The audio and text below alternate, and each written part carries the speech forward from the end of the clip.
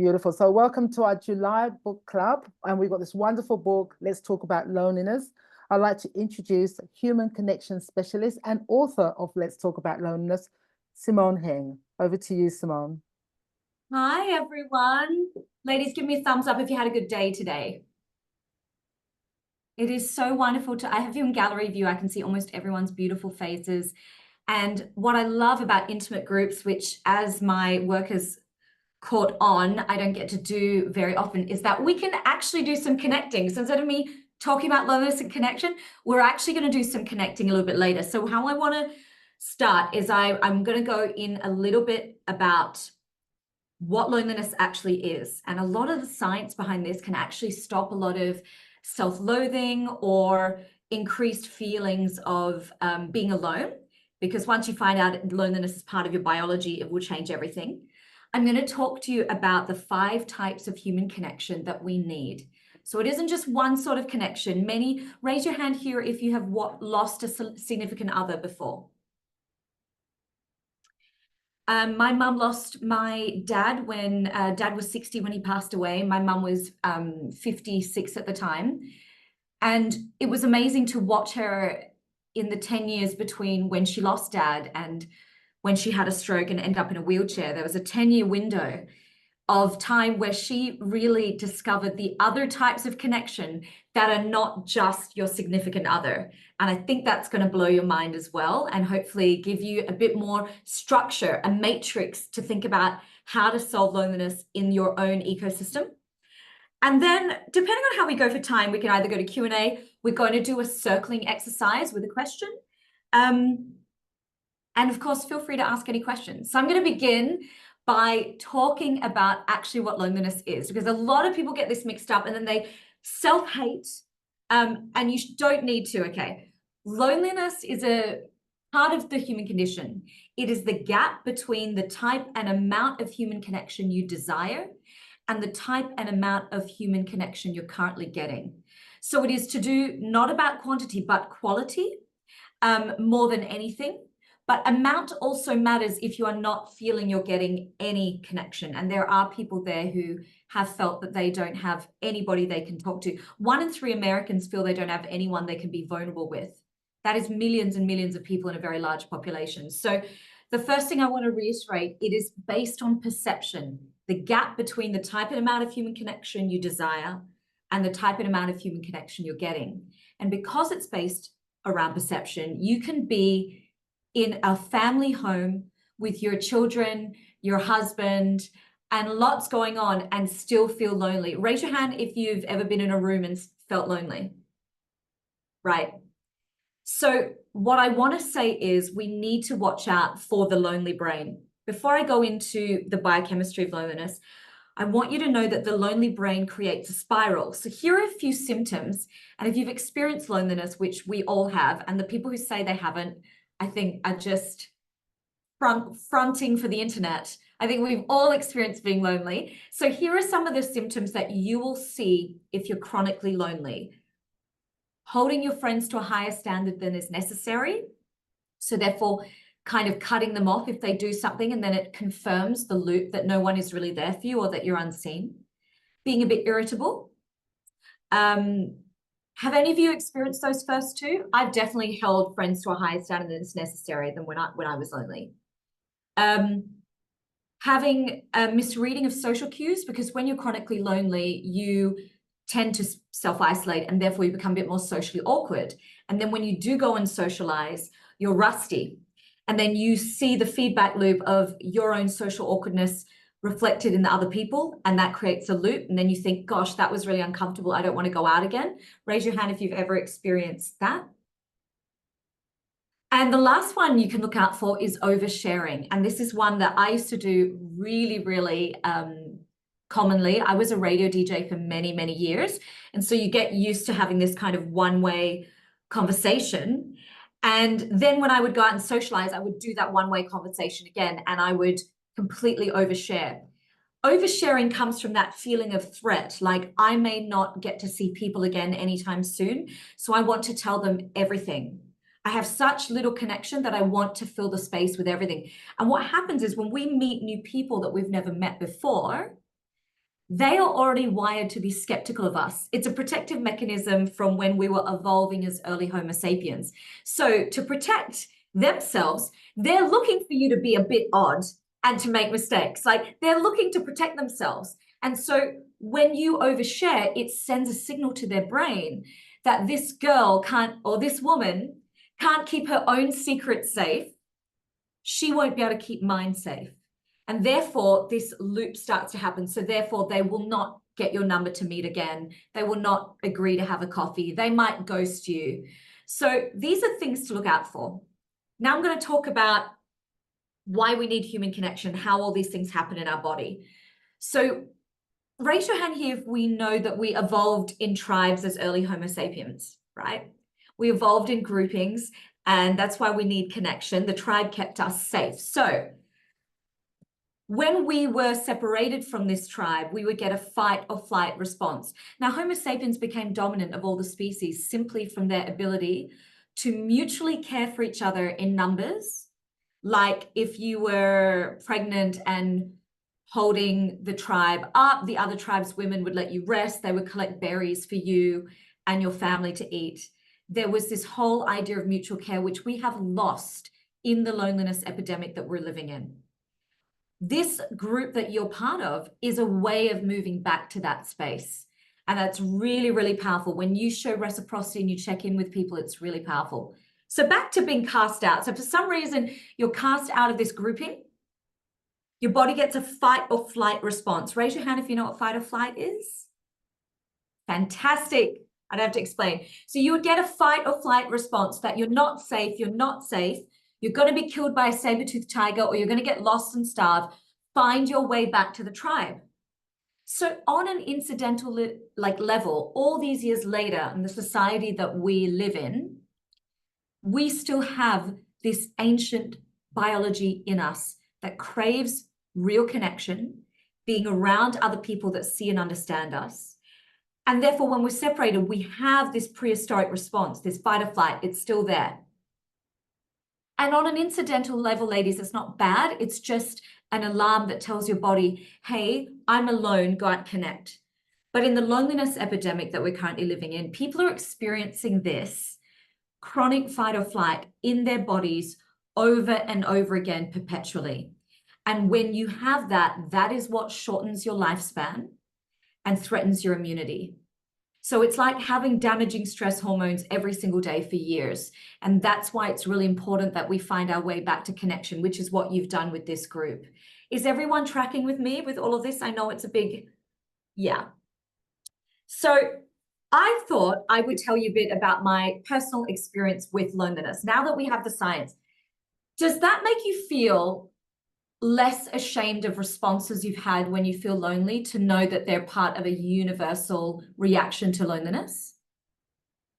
So a little bit of my story is, I lost my dad when I was 19 years old. I'm Singaporean born with Singaporean parents, but raised in Perth. And I think that was very isolating at 19. But you're young, so you also have this stupid idea that you're invisible. And I came from an Asian family that kind of told me that my grief response to losing my father should be to push it deep down inside myself and forget about it and throw away the key. And so this kind of feeling of rage, of grief, of anger, and grief and anger and loss are very alienating feelings as well that contribute to loneliness. And so I took myself around the world. I wanted to run away. So I went to Asia, I went into the modeling industry, I started in the entertainment industry, and then I got a job in Dubai to work on Virgin Radio. I went for 5 years to the UAE. And one day, living my dream life where I've managed to run away from all of the real stuff that was going on inside of me, I get a phone call from my sister that my mum has had this massive stroke that's put her in a wheelchair. And my mum has a really, really rare degenerative disease. Our family is actually part of a study in Western Australia. And this disease killed my aunt in her 50s. And now I was facing the fact that my mum was going to be in a wheelchair at the age of 67.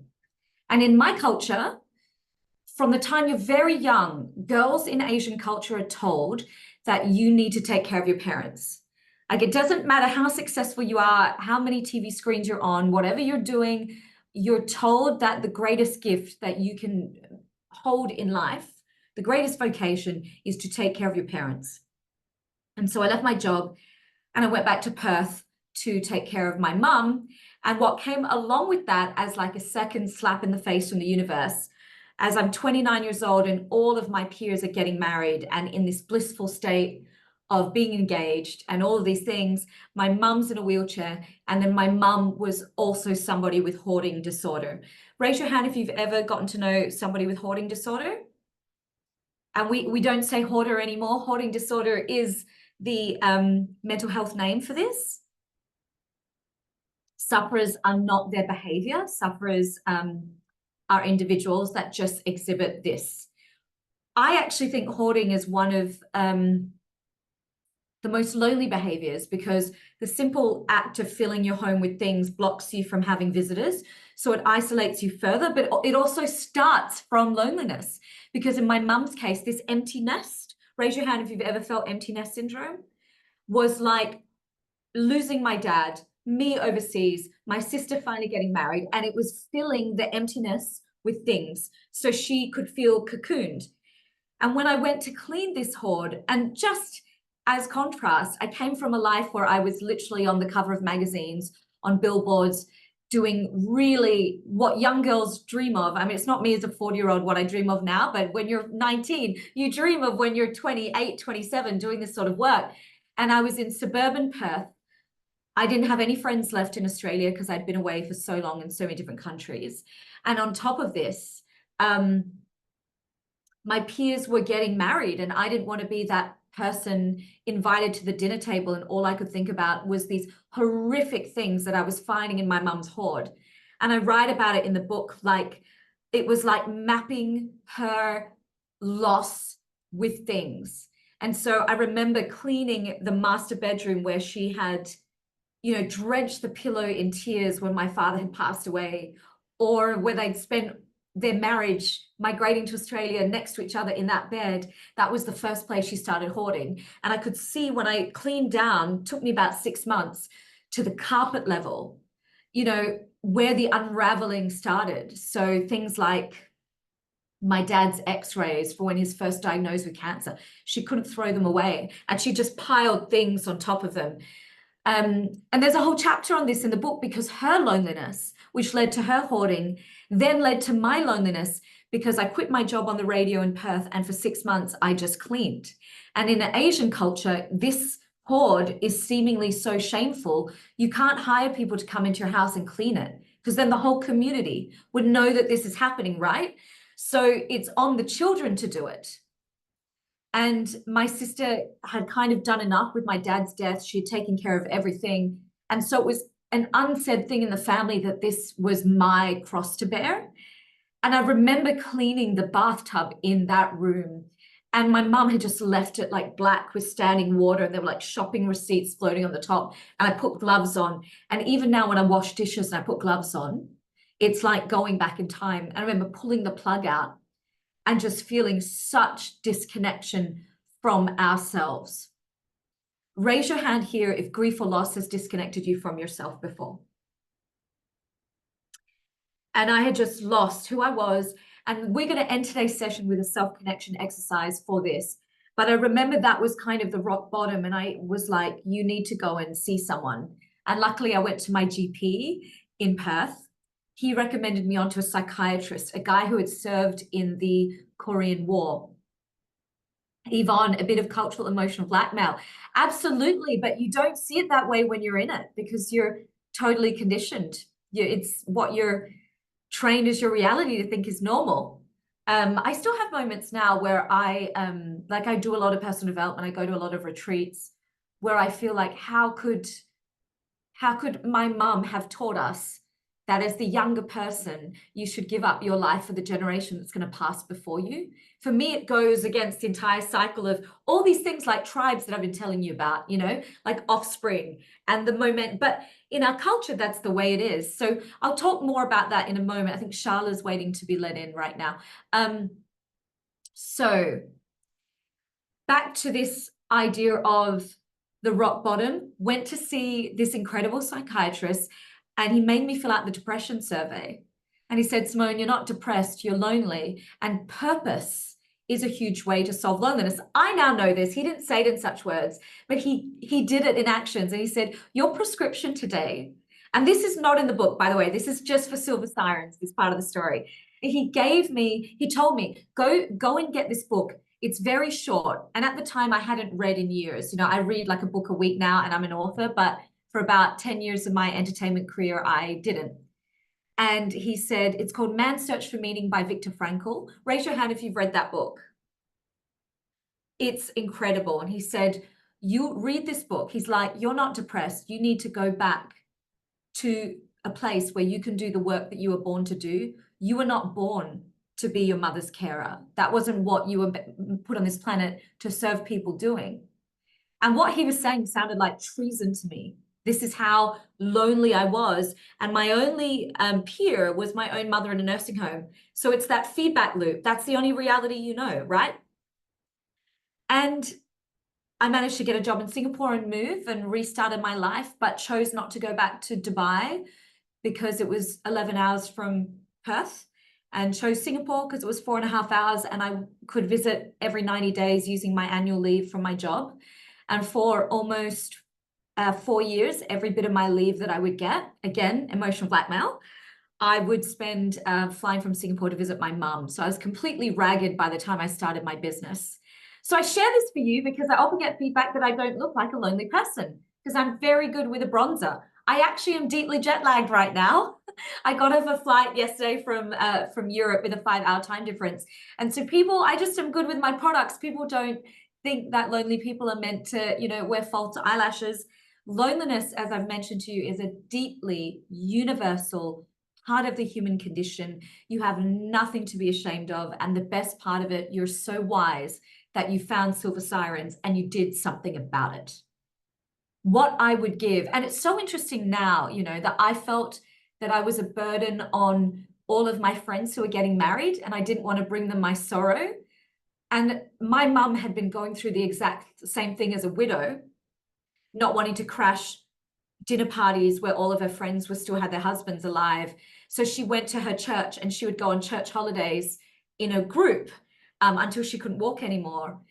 And now, all these years later, as my friends are getting divorced, I'm 40, never married, still single, never had kids.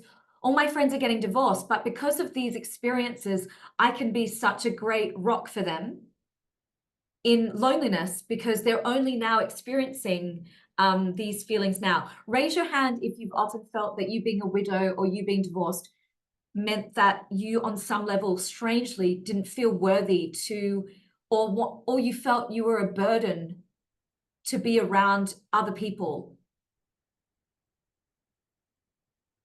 Isn't that terrible? I think that that's part of the lonely brain. But that brings me to the 5 kinds of connection, which is going to explain so much about a strategy for how you seek out new connections, female or male, that don't make you feel lonely. Because we know we can meet people and strike up a new friendship, but it can quickly make us feel quite isolated. So in my work of reading almost every study on loneliness and human connection during the pandemic, I basically cross-correlated all the different studies. Most of the researchers and scientists say the same thing. Funny thing is, I now sit on the Foundation for Social Connection. I'm an advisory board member, and they're the people that are informing the American government on how to solve loneliness there. Ironic that I'm an Australian with a Singapore permanent residency working with an American organization, but there you go. As always, the Americans are leading the charge in the research. But I've now got to be friends with all the people whose names I used to read in the footnotes of all these studies. So this work has made me less lonely. And when we get together, we can all talk about human connection and loneliness. That's been brilliant. So these are the 5 types. The first type is self-connection, and that's the connection with yourself. It is the awareness of one's own experience in any given moment. And so it can be fleeting, and it is an art to be able to connect with yourself. I have really good girlfriends in all over the world because I lived in 4 countries before I turned 30. Recently went to visit my girlfriend in Switzerland who's had her second child. Unlike Singapore and Dubai, in countries like Australia and Switzerland that I've lived, you cannot hire live-in help for a really affordable rate. So as many of you women know, women in those countries are juggling everything: husband, children, childcare, school run, everything on their own. And one of her babies has just, going to be kept back a year from school. They think he might be a bit neurodivergent. And I watched us get off a plane from our birthday trip in Mallorca, and for her to literally go from walking in the door, the kids wanting her, to cooking, to the husband, for her saying good night to me, and then open her laptop and start working till 1 a.m. and rinse, repeat. There was zero self-connection time. One of the beautiful things about being a silver siren may be that you might have more self-connection time now than you've had in the last decade. Raise your hand if you feel that's true. You have a little bit more time now that the kids are older. So we're going to do an exercise at the end of this that I'm going to leave you with, to connect with yourself at any moment, especially if you're triggered or you feel lonely, to find out where you're at. And this self-connection exercise also helps to put in 5 happy hormones into the body. One is oxytocin, which is the chemical we need to build connection. It's the chemical that aids that openness when we're ready to connect with new people. The next type of connection is, let me see. Oh, the next type of connection is intimate connection. Now, these are normally the 5 closest people to you. These are people who can see you warts and all. This could normally be found in the people that you cohabitate with. So these can change over time, but I want you to raise your hand if you feel you have some besties, male, female, can be your children, that you can be your worst self with and they still love you. You are lucky people. 1 in 3 Americans feel they don't have this person. And this person doesn't have to live with you. Like I said, I'm a single woman at 40, no children. I live alone. I have a mother in a nursing home in another country. And I have managed to build these group of 5 in 4 different countries. So when I go back to the UAE, there's 5. When I go back to Switzerland, there's 5. When I'm in Australia, there's 5. And it's one of my most proud achievements as someone who doesn't have babies, who sometimes wishes I had babies, like that I am able to do this, because it's these intimate connections that boost the immunity. These are the people who fully see you. And Susan Pinker, who's a big author in the field, she qualifies these people as the people you can call to in an existential crisis. That like, what am I doing on this planet? What is the reason I'm here moments? These are the people that you can call to race you to the doctors or the airport in an emergency. And these are the people, if you're really in a financial bind, that you could ask to loan money off. Now, if you look at it through those 3 criteria, that's not a lot of people, is it? It's a very small group of people. And don't worry if one of those people has passed away in your life, like my father for my mother. You can make another intimate connection. It just requires a level of vulnerability, which I'm going to talk to you about in a second. So we have self-connection, intimate connection, relational connection. These are about 15 people, and you could call these kin, like cousins, friends of friends in your community that you might have known for a long time. That 15 people comprise your identity, but you don't have to tell them your deepest, darkest secrets. They just make you feel like you belong to a social fabric. The third kind of connection is oh my gosh, like my mind is blank with jet lag. I really apologize. It's chapter 2. Collective. The last one's collective. Collective. So we're at to number 3. We did self-connection, intimate, relational. Collective connection is exactly what you have in Silver Sirens. These are people that you would find in a craft group, a church group, a cycling group. They don't have to be your best buddies, but you have a thread that connects you of commonality. So in your particular case, this is women of an age where you might be a bit silver. I don't know. And all of the other feelings that come with that chapter in life. My girlfriends have mummy groups for their kids at school, for example. The last type of connection is micro connections. For really lonely people, this can be a lifeline. Has anyone here seen the movie Notes on a Scandal with Judi Dench and Kate Blanchett? Oh my gosh, it's amazing. Kate Blanchett plays a very hot, young-ish school teacher. She's befriended by the diabolical Judi Dench, who seems to be nice but has her own agenda. Judi Dench's character is deeply, deeply lonely. And she talks about loneliness as being so lonely that the graze of the hand of the bus driver can send tingles through you. So you haven't been touched in so long, that's how you feel. And so that bus driver is actually a micro connection. Not that in the year 2024, we're allowed to be touching our bus drivers, but it's a fantastic bit of writing in the film that illustrates that your smile at the barista at the coffee shop, your interaction with the bookshop seller at your Dimmicks are still packed, if they're positively polarized, so it's a good interaction, still packed with feel-good hormones that we need for our biology, that trumps a video call with our kids living in another country. It's still got more feel-good chemicals than a digital interaction. So when Silver Sirens has those lunches, it's not just connecting with the other ladies that has value, it's connecting with the wait staff that come over and bring you your food. It's the whole matrix of it. And what I want to say is we were never meant to get all of these 5 things in our husbands or our wives or our children. They can be found in other people, and how wonderful that you're in a community where you can find them. So, wow, she can talk 30 minutes, total content bomb. I know it's a lot, but you'll get the recording. Can you raise your hand if some of those things made you feel seen or added some insight that you didn't know about loneliness and social connection? I hope, ladies, that some of those facts made you feel less lonely. I know Faith has got an agenda. I'm going to open it to Faith of what she would like me to do next. Because it's all about the beauty of this small group is I can really tailor what I do next to how you feel. I'm letting you run it. This is your show. So you go ahead and take us wherever you want to go.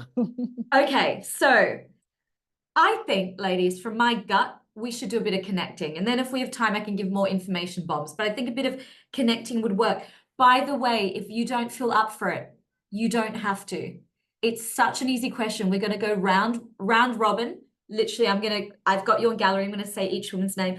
And it's a really easy question, but it's an interesting question. And the reason we've seen a proliferation of these kind of question card decks is this generation, anyone who had an analog childhood like me and above, we're very lucky. We're curious about people. Gen Z are having huge issues just even having curious questions to ask each other. They've forgotten how to ask questions because when you connect on this, you have 24 hours or more to reply. You have weeks to reply. So you could Google on the internet, what question should I ask to a guy that I like? There is no immediacy. So they all have, a lot of them have social anxiety. If you have children in Gen Z, they have social anxiety because now in real time, they've got to ask questions. So I normally do this with a different gen who actually really needs prompting. I know that you ladies probably don't, because if you had an analog childhood like me, you had to do it all off the top of your head. And because you're sincerely interested in people, but it is a great question that works better than a how are you, because it gives us a little bit more emotional information to bounce back and forth to get human connection to go deeper. And what I wanted to say is there's something called social penetration theory. And it posits that if you had 2 human beings sitting side by side, and let's assume that these human beings have social skills, like they're not deeply socially awkward, they are wired to reveal a little bit deeper and deeper and deeper about us, about themselves, because we are wired to be connected. We lived in those tribes. And so if you put 2 people stuck in an elevator, and there are many movies based on this, the first person will say something about themselves, the other person will reciprocate, and it will go deeper and deeper and deeper like a ping pong. And we've lost a bit of that in this day and age because the phones, like I said, have mediated that. So we're going to do this a little bit now, and hopefully this will give you some emotional information that maybe when you jump off this call, one of the women said something that resonated with you, and you might DM her, direct message her, and take it further to your own Zoom call 101 for an online coffee or or best case in-person coffee. But I know you're all spread around Australia.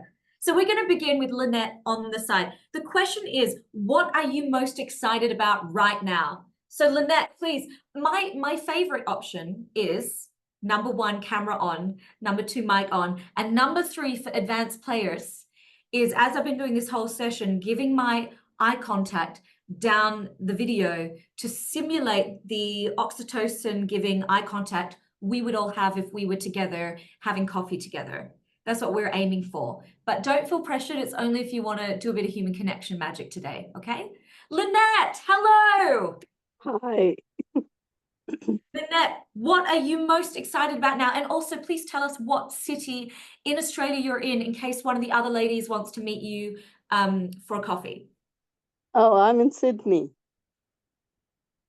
And Lynette, what are you most excited about right now? It's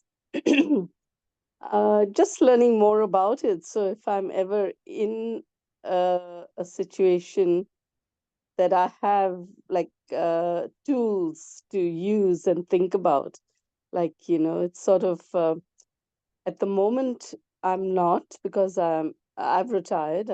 I'm retired at the moment, but I do make a very conscious effort to connect. Yeah. Yeah. Well, So what I mean more is what are you just excited about in life in general? Do you have a wedding coming up? Are you buying a new coat like Faith? Like just okay. in general, nothing related to me banging on today for 30 minutes about loneliness. Like just what Okay. are you excited about in general? Okay. So we actually, my husband and me, we're actually traveling next month. We're Where are doing. you going? So we're doing. It's a tour we're doing because I don't think we're comfortable sort of going to these places on our own. And so it's called the Best of the Stands, and that is Uzbekistan, Tashkent, Kazakhstan, and Kyrgyzstan. So there's 4 of them. Yeah, and yes, Central Asia. So all the people look like me there. They all look Eurasian. Well, they are Eurasian, all the people in Central Asia. This is so exciting. Is it a cruise or you fly in? It's a land tour. So we will fly in, and then it's by road. So there's a lot of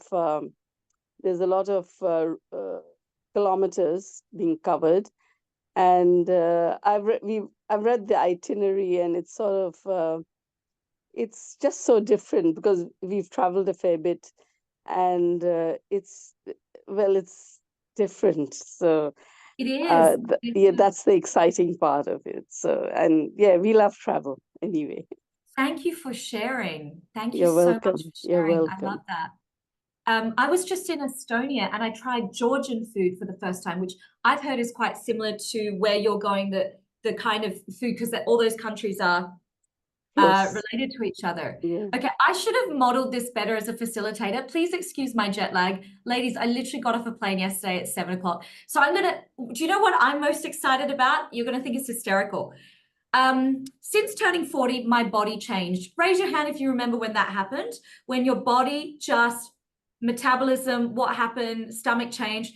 And so what I have struggled with is that I've been between sizes, and every time I've ordered something online in the last 2 years, I've had to get this, like order an 8, get the stomach taken out, okay? And that costs money every time. So you can never get something that arrives and wear it immediately. I got to wait. But I discovered a brand, the delivery arrived, and I'm a perfect 8 in it without having to get it like altered. And that is what I'm most excited about, is now I know where to go and I don't have to faff around with all these other online sellers anymore. It's that easy. I'm excited. Okay. Jody Webster, please, what are you most excited about right now? Hi everyone, I'm in Perth and I am most excited. I have a 9-day face-to-face training coming up, and once I have finished that, I have completed my master's. So I am so excited. It's taken me 10 years to complete this, so I'm finally going to be finished. You are my idol. Well done, you, Jody. Oh my gosh, you're amazing. Thank you for sharing. Susan's iPad. Hi, Susan.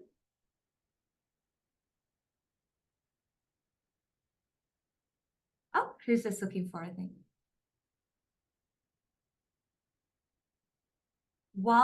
Okay. Is that me? Hi, Susan.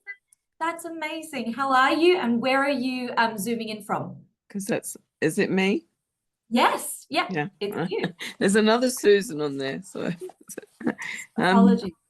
I'm in Perth. And I'm in Susan, Perth. what are you most excited about right now? I don't know, lots of things. I'm also planning a trip to sorry, I haven't got much voice. So I'm also planning a trip to Vienna, which is my husband came home and said he's got a conference in Vienna, and did I want to go with him? And I mean, he knew he couldn't go without me, although I'd never forgive him. So I'm going to Vienna, which is on my bucket list, and we'll also include a little tour of duty in England and Ireland, because you can't go over there and not go and see all the relatives. So, and I still have a mother alive in England, so I have to go and see her. So yeah, so that's exciting because there's only 7 weeks away now. So. Oh, I'm so excited for you. Well done. Yeah. Thank you for sharing. Yvonne, please. Yes, I've just finalised a trip to take me through Darwin, the heat of Darwin. I am just dreaming about. And then a quick jet across the Timor Sea to Timor-Leste to see friends. And where are you zooming in from today, Yvonne? Gadigal country, Sydney. Oh, wonderful, wonderful. Thank you for sharing, and have an amazing time. Well, all you ladies have an amazing time on your trips. They sound fantastic. Moving now to Zilla. Am I saying your name correctly? Yes, you are. Hi, I'm in Melbourne, cold, wet Melbourne. I'm excited every day when I wake up to think, what am I going to do today? I've got so many choices. My main passion at the moment is painting. I love painting. I've got the space in which to do it. Today I actually didn't paint at all, but had the loveliest day. It's raining outside and I was nice and warm in my studio. Spent the day sorting, moving, throwing bits of stuff away, making my space a little tidier for me to work in. And that's something I'm passionate about, passionate rather than excited. And incidentally, talking about meeting people in the lift, very often if I'm in a situation where you're with someone and there's a delay of whatever reason, I very often say, and what's your passion? What gets you up in the morning? It's the greatest conversation starter, because very few people get asked about themselves. And I find it's I've had some fascinating conversations and the most interesting things that people are passionate about. Although one lady did say to me, oh, I don't have sex any longer. And I said, no, I'm not talking about sex. I'm talking about what stirs your soul. But imagine the conversation you could have had about that. You could have been like, so tell me, what was your all-time greatest hit? Let's go. So I think that's an amazing conversation starter. And the reason why they're doing all of these cross-generational connection groups now is because my generation younger, it's a world of narcissists, and nobody asks questions of each other and everyone interrupts each other. No one listens anymore. And one of the things, so I was at Harvard last year speaking at a big social connection conference. And in the morning, I'd get up to go for a run. Cambridge, Massachusetts is really beautiful. And I'd go to the Starbucks to get my breakfast. And it would be lines of Gen Z, noise cancelling headphones, down on their phones. So a perfect opportunity to connect with each other, but not one. And these are bright people. These are people start like studying at Harvard University. So that's why I have a job. No one is teaching skills that, Zilla, you've done your whole life. So I think the next thing is I'm going to have to start a cross-generational connection event, like a one-off party or something, because what you've said would sound terrifying to them. to be in a space and strike up their social anxiety. If you see the research numbers, it's through the roof. So you're a queen is all I wanted to say. But isn't it because that they're thinking about themselves instead of thinking about the other person? I think possibly our generation is more interested in the other person than we are interested in ourselves.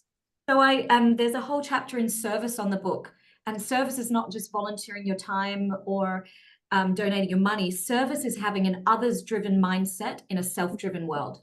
And if you want to be a profound human connector in the year 2024, that's all you have to do, because it taps into how we survived in those tribes, mutual care. But now, if you're not even thinking about the well-being of your fellow man, it's one more pillar of connection that's just eroding. I thank you for sharing. I want to make sure we reach everyone, but Zilla, you're a gem, and I paint too. Keep painting. It's very good for the soul. It is. Sharon, my girl from Perth. Hi. Hello. What am I excited about? Excited about having you in front of us all. Thank you so much. Oh my gosh, it's not about me, Sharon. It's about you. I know, but You have I to just tell want me. to say thank you. Well, What I'm excited about, I've actually said yes to going to a women's retreat in Bali in October. And I'm so excited because I normally don't take myself to those kind of places or connections. I went to a retreat a few years back, and I just went, why did I even bother going? I just felt it wasn't the right place for me to be. And I felt that, but this time I've gone, you know what, I'm going to go, I'm going to make the most of this. So I'm excited about it. I'm excited about reconnecting because yes, I live alone, work full time. So I have a few girlfriends that I can catch up with when I'm not sick. Jody. But yes, so yes, I'm excited about doing that. Yeah. oh, Sharon, good for you. And that's such an example of we don't get it right the first time. It's not like I'm hugely extroverted, but it's not like I make friends with everyone and everyone turns into my best buddy. And I don't go on a million retreats and every single one of them is my cup of tea, or the people are my cup of tea. And what we're seeing with Gen Z is that kind of give up factor. Like if it doesn't work once, I'd rather stay home and watch Netflix. And I do think that's something about having that analog childhood, is that like you've got to get up and try again. Yeah, absolutely. Yeah. And I felt that because I've just felt that because I do live alone, I do need to start getting back out there again, because I've become so comfortable in my own space, and it can be frightening. It can be frightening. I just was with a girlfriend who's also a Hay House author, 6 days in Estonia, and I haven't had to travel with someone for more than a couple of days in a very long time. And it wasn't like we were on a group retreat where there were other people to buffer. My social battery, how much rest I needed to not get jet lagged and what I call agitato, was shocking to me. So because I get so much processing time as somebody who lives alone, like my girlfriends with kids and a husband, they never get alone time. So their bandwidth is huge. For me, even though I love human connection, it doesn't take long before my nerves get grated because and so I was like, no, you have to be patient and push yourself, and you're not dead yet. Like just, and it does, it does get like that. So I totally understand you, Sharon. Thank you. Yeah, and see, because I'm an empath as well, so I really feel energy. Me too. So I hear you. Yeah.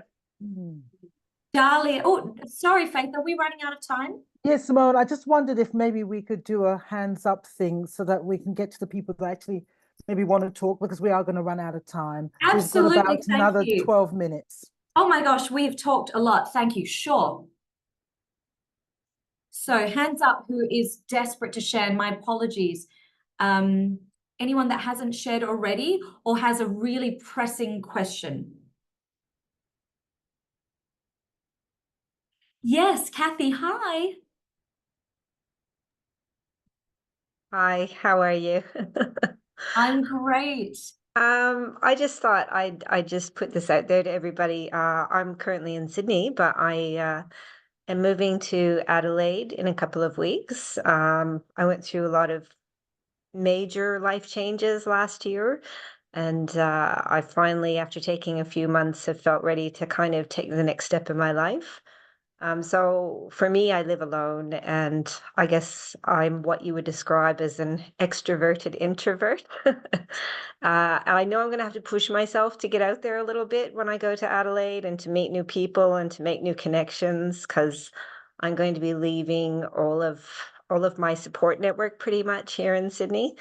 So if anyone's in Adelaide, reach out to me, because I'll be there in a couple of weeks looking for new connections. And as well, I'm just excited. I'm excited about the new life that's going to start, and taking my kids back to Canada to meet my family for the first time in many years in August as well. So lots of exciting things coming up. And I will be at the Silver Sirens event in Adelaide as well.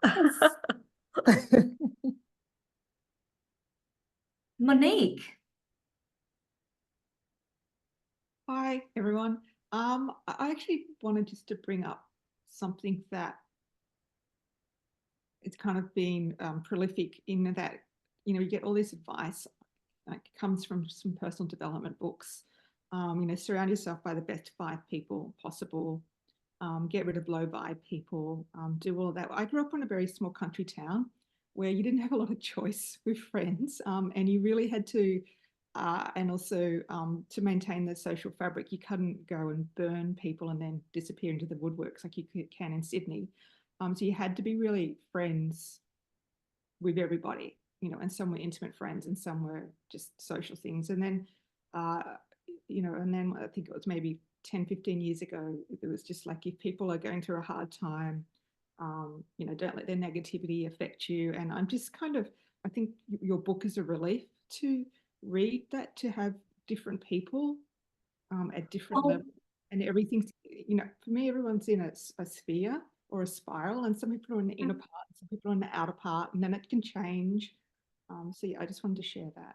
Monique, you should be the human connection expert. That's exactly the line I've written in book. Did you already read it, that you know this? I actually wrote chapter 2 because I was like, we have to, like, these Instagram tiles telling people, cut that person off, cut this person off. It's like, where's our mutual care for people when they need us? And I think that spiral you're talking about is called Dunbar's number, and it actually tracks 150 connections, is the most meaningful connections we can remember as a human being, because that's the size of our ancestral tribe. And within that 150, there are rungs. So you're a genius, Monique. You know it from lived experience, but it's actually backed by research. So thank you so much for adding that value. I appreciate you. That's okay. Thank you. I think we're almost at the end, ladies. So I'm really not, I should plug this better. I just do it on Instagram, and then I verbally forget when I do these sessions. It's available at your Dymocks around, around Australia, and I'm super proud of it. It's full of similar stories than, like I told you today, some uplifting, some serious. But I think it's the reason it's just won 5 international awards. And I think that's because in the genre that it's written, human connection books, it's actually one that actually connects with you. It's not just talking about science. There's actual stories to make you feel less alone. So that's my plug. And I just wanted to say before you finish, Simone, we've got just that little bit of time. I really was touched by your story about your father, and being this humble, he had a corner shop, and the way that he connected with each person that came in, but the way that he made those subtle adjustments to really connect and really mirror those people. And then when he died, how many throngs of people came to his funeral as a real testament of his ability to do that. Can you just talk to us a little bit about that?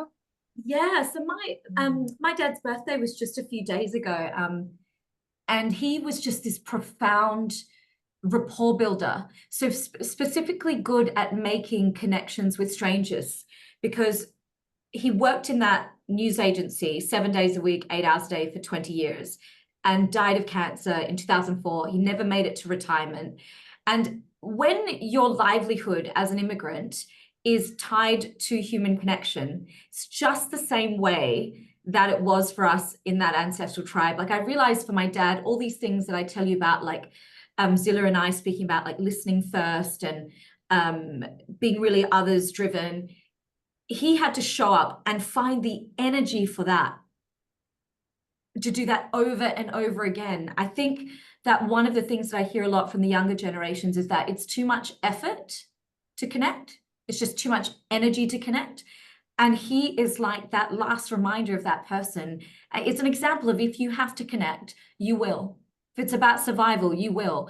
And so I try and have that same mindset now, even though I live like completely in probably one of the most digitally connected cities in the planet with the world's fastest Wi-Fi here in Singapore. And the whole environment is tipped against me from living that. I always try and hearken back to him. So Dad's rule of rapport was speak to people like they speak to you, use your body to mirror and match, and speak to people about the things they like to speak about. But the story, when you read it, is much more beautifully woven than I've just captured it in that very small amount of time. Yeah, no, that was beautiful. Thank you. That really touched me. And only the last thing, another thing that touched me was on page 88, and you talk about love addiction and the search for connection. But what I loved was you said, this is hard for me to write. Human connection was something I deeply crave, but as I mentioned earlier, the act of chasing after it repelled it further. Can we just talk a little bit about that? Because I think that's really a good, from a therapist point of view, I know how that works, but I just thought if you could just explain it to us. So firstly, as I mentioned to you before about the oversharing, this taps into that. So when you meet new people, they are wired to keep themselves safe biologically. So there is a level of skepticism that they have of you. And when you have that desperate energy, I wasn't just like this with men, I was like this with everybody. I wanted love from everybody. And when you read about some of my childhood wounds, it's very clear, like if you're an armchair therapist or a therapist, how that comes about in a child.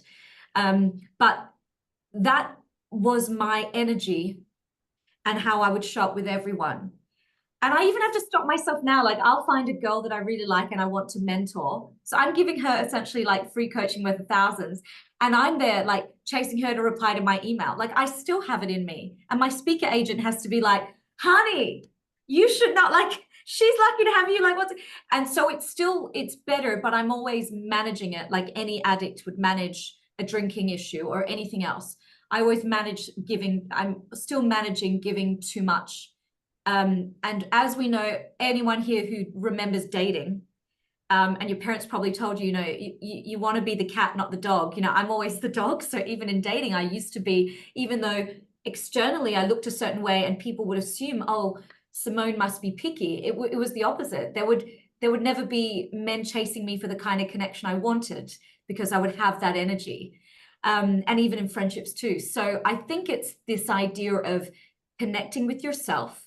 And we will do that exercise right now, finding out where you're at before going to socialize, checking in with your energy. So what we're going to do is we're going to breathe through the mouth for 4, hold it for 4, exhale for 8. And when you do this, ladies, make the stomach very ugly by breathing through the diaphragm and making that like bagpipes, balloons with your lungs, okay, outwards. So none of the up here, it's all down here, okay? And you can close your eyes if you wish as well, all right? We're going to breathe in through the nose for 4, 2, 3, 4. Hold that breath in your mouth. 2, 3, 4. And exhale now, even with a sigh if you like. 5, 6, 7, 8. In through the nose again. 2, 3, 4. Hold it in your mouth. 2, 3, 4. Exhale, 6, 7, 8. And I want you to repeat this for 2 minutes before a high stakes interaction. Maybe you're going out to socialize for the first time in ages. Maybe it's a family wedding where there's some trying relatives that are going to be there. And after you do this for 2 minutes, ask yourself, what is my connection to myself? How do I feel right now? And if I don't feel good, maybe I need to do some painting or go for a walk, or ground myself so I can show up without that social anxiety and attract people, the right people. Beautiful. Thank you so much. I have read the book, and the thing that I love most about it, and you said that about some other books where it's quite scientific, but I really loved your vulnerability. And those are the stories that really, those examples you gave in your own life that, demonstrated, and which, really shows why you're qualified to write this book. This is a lived experience book. So I really appreciate that. So thank you very much. Any last words for us? No, I just appreciate you all. Thank you so much for showing up. I appreciate it. Yeah, thank you. So beautiful ladies, thank you all for being here. Thank you for joining us. This was a really beautiful event. Some of you I will see in Melbourne, so take care until then. And the others, I will see you on our next book club. So I'm going to finish.